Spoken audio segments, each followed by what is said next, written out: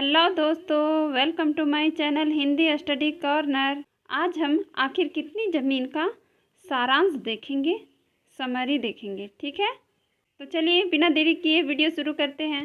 इस कहानी में दो बहनें थी। बड़ी बहन की शादी एक सौदागर यानी व्यापारी से होता है और छोटी बहन की शादी एक किसान के साथ होता है। एक बार बड़ी बहन छोटी बहन के घर में आई। दोनों आपस में बातें कर रही थी। बड़ी बहन बोली कि हमारा जीवन बहुत आराम से सुख से बीतता है, हमें खाने पीने में कमी नहीं रहती है, हम अच्छा पहनते हैं, अच्छा खाते हैं, सैर सपाटे में जाते हैं, तमाशे थिएटर में भी जाते हैं।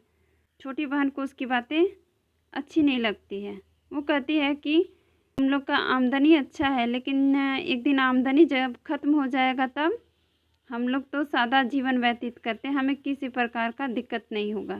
छोटी बहन का पति दीना ये बातें सुन लेता है। वो सोचता है कि बात तो सही है, हमारे पास भी कुछ ज़मीन होती तो अच्छा होता। तभी किसी ज़मींदार की ज़मीन बिकने लगी।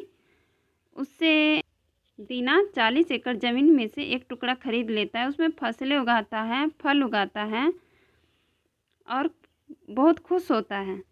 लेकिन उसके पड़ोसी के मवेशी उसकी फसलें चर जाते हैं। दीना उन्हें बहुत समझाता है, लेकिन पड़ोसी नहीं मानते। तंग आकर दीना अदालत में अर्जी दे देता है, जिससे किसानों को जुर्माना हो जाता है।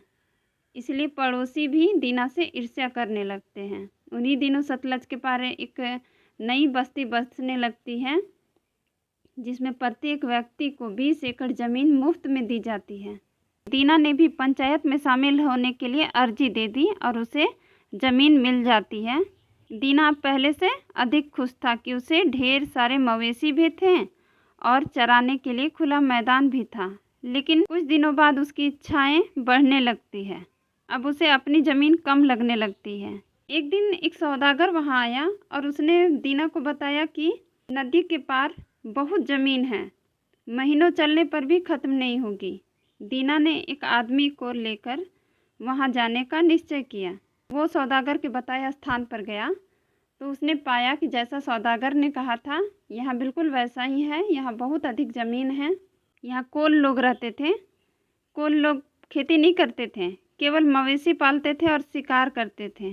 ज़मीन बहुत उपजाऊ थी। दीना कोल के सरदार से मिला। कोल के सरदार ने कहा कि उसे एक दिन का 1000 रुपया चाहिए और एक दिन में वो जहाँ से चलेगा फिर उसे चलकर सूरज डूबने से पहले वापस वहीं पर आना होगा, और अगर वो नहीं वापस आ सका तो उसे पैसा वापस नहीं किया जाएगा। दीना को शर्त मंजूर हो गया।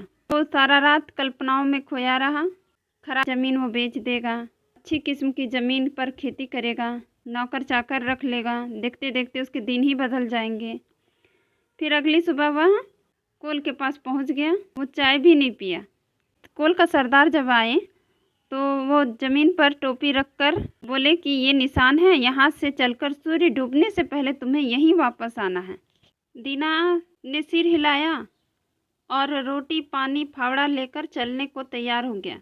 वो पूर्व की ओर चल पड़ा, यानी पूरब दिशा की ओर। जल्दी जल्दी लंबे लंबे कदम बढ़ाते हुए वह 1000 मीटर चलने पर उसने फावड़ा से गड्ढा बनाया। फिर तेज़ी से चलते हुए उसने दूसरा गड्ढा किया। अब उसे भूख महसूस हुई, लेकिन वो सोचा कि खाना खाऊंगा तो वक्त निकल जाएगा, इसलिए वो खाना भी नहीं खाया। वो जल्दी जल्दी चलने लगा। उसे बहुत प्यास भी लग रही थी, भूख भी लग रही थी। उसने थोड़ा सा पानी पिया। फिर उसे आराम करने का मन हुआ, लेकिन कहीं उसको नींद ना आ जाए इस वजह से वो आराम भी नहीं किया।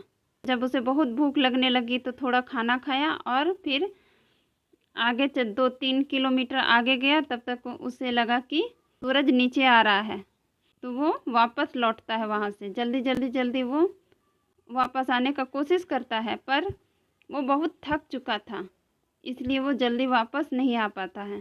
वो पूरा दम से आगे बढ़ रहा था। उसको ये चिंता हो रही थी कि अगर वो वापस नहीं आ सकेगा तो उसका पैसा जब्त हो जाएगा, उसे पैसा वापस नहीं मिलेगा। सूरज प्रतिक्षण डूबता जा रहा था। कोल और कोल के सरदार सभी उसे बुला रहे थे। लगा कि सूरज डूब गया। उसने पूरी ताकत लगाई, लंबा कदम बढ़ाकर टोपी छू ली और मुंह के बल गिर गया। कोल और कोल के सरदार चिल्लाकर उसकी तारीफ करने लगे कि तुमने कितनी ज़मीन ले ली। दीना का साथी दौड़कर आया और उसे उठाना चाहा, लेकिन उसने देखा कि दीना मर चुका था। कोल हंसने लगे। दीना के साथी ने फावड़ा से गड्ढा खोदा और उसे 2 मीटर ज़मीन पर दफन कर दिया। सरदार के मुंह से निकला, बस आखिर कितनी ज़मीन। इस कहानी से हमें यही शिक्षा मिलती है कि मनुष्य को हर हाल में संतुष्ट रहना चाहिए, लालच नहीं करना चाहिए। लालच का कोई अंत नहीं होता है। तो कैसी लगी मेरी ये वीडियो? अगर अच्छी लगे तो मुझे लाइक कीजिए। कुछ और वीडियो चाहिए तो मुझे कमेंट्स कीजिए। कुछ कमी रह गई है तो मुझे कमेंट्स कीजिए। मुझे शेयर कीजिए, सब्सक्राइब कीजिए। Thank you.